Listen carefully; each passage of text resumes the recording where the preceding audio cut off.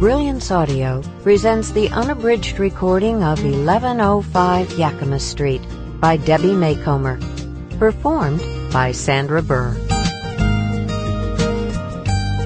Dear friends, well, here it is, 1105 Yakima Street, Book 11 of the Cedar Cove series. Each of these books is special to me in one way or another. I choose the name Yakima Street because I was born in the town of Yakima, Washington, and the first 17 years of my life were spent in this central Washington community. To me, it will always represent home.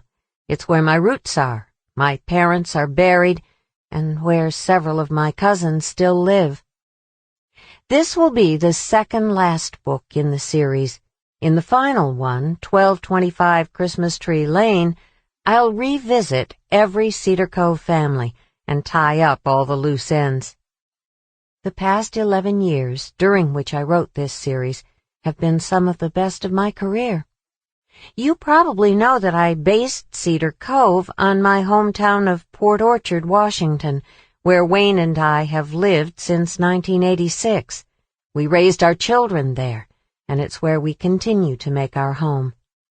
To my great delight, the people of Port Orchard embraced the books, and in 2009 held a 5-day event called Cedar Cove Days. It's an occasion I'll always treasure, since I was able to meet so many of my wonderful readers. These novels have allowed me to create a universe that's very much like mine, and yet Cedar Cove also became a place that took on its own reality.